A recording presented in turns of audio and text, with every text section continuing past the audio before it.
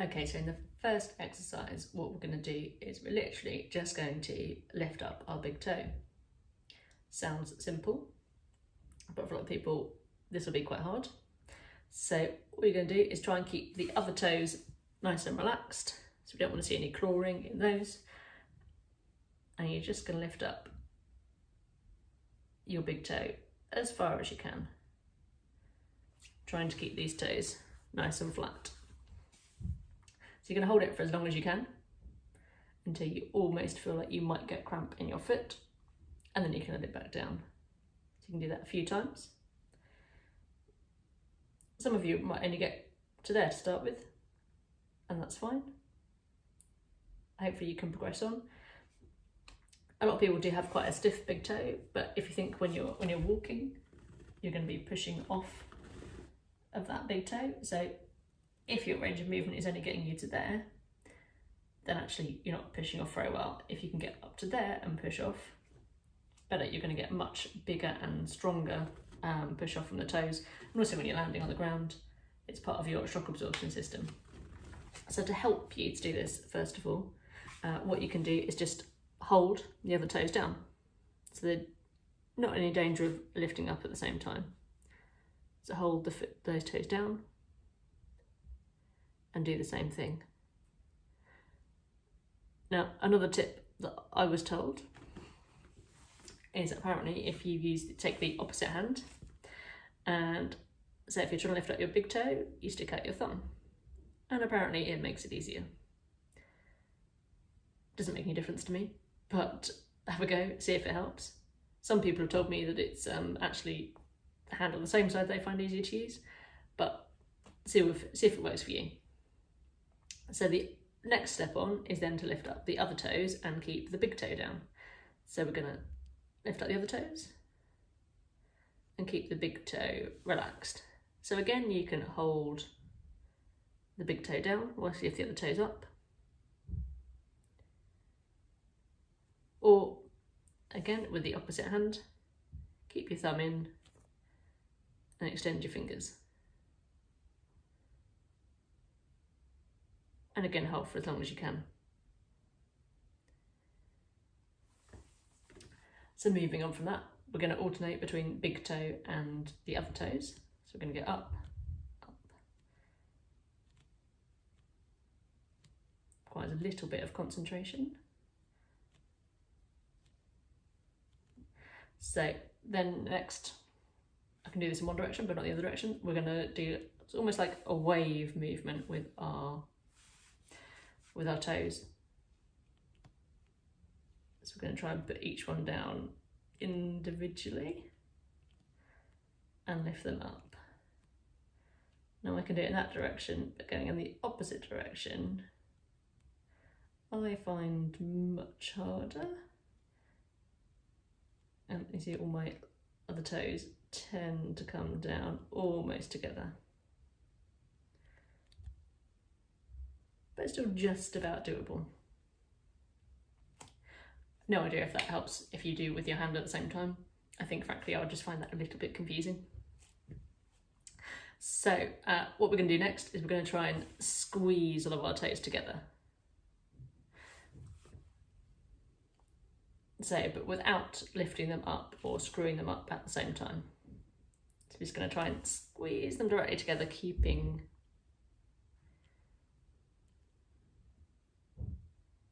a lot of people will find that they can squeeze their big toe in, but these ones are much harder. So what you can do is pop a pen, so it gives you something to focus on. So then you can squeeze the toes individually. And if you take your hand away from holding the pen, you should be able to keep the pen upright whilst you're squeezing. So I'm just going to try it in each of the, it gets harder on as you go towards the outside, and you see it doesn't quite want to stay upright on that toe.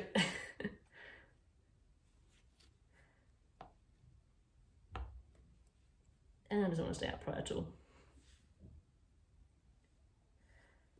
And a lot of people, when they've had feet squashed into shoes, you might get a little bit of overlapping of toes. The toes might be bent in, For a lot of people, their little toe will be slightly curled under, a bit like mine is, just slightly. So it's quite a good practice just to kind of give them a bit of a stretch anyway. So you can stretch the toes out to the side as well. So you're trying to stretch your toes as wide apart, same as if you would do with your hands, trying to stretch your fingers apart. So we can squeeze them together and stretch them apart. Now another way of doing this, and I don't have an elastic band with me, is actually to put an elastic band just around your toes and try and push apart. Now, I've often had a problem with the my little toe and down the side of my foot, and actually until fairly recently I really couldn't move that little toe out to the side, and now I have a little bit of strength in there to push against my finger. So you can improve it, and you will. So at the moment you start off doing these exercises sitting down, and then you progress on to doing them standing up. And if you want a bit of an extra challenge, you can do both feet at the same time, or you can concentrate on one foot at a time, which is just a coordination challenge if you're doing both. So start off sitting, move to standing. A couple of other things that you can do with your feet is, if you get a towel or a bit of cloth and scrunch the towel up with your toes. So you're trying to pull it towards you. And I'm going to use my t-shirt on the floor. So you're trying to keep the rest of the foot fairly flat. And if you're feeling particularly ambitious, you could put a small weight, or even just like something a little bit heavier to give a bit of resistance. So I'll put my shoe on there. And you're trying to pull the shoe towards you. You can also try and pick things up with your feet. So start with something bigger and go to smaller. And then also, if you're feeling particularly adventurous, you can have a go at writing with your feet. So I'm not going to write on my t-shirt.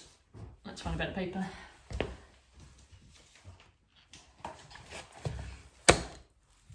I'm going to use with a pencil, not a pen. So we'll give it a bash.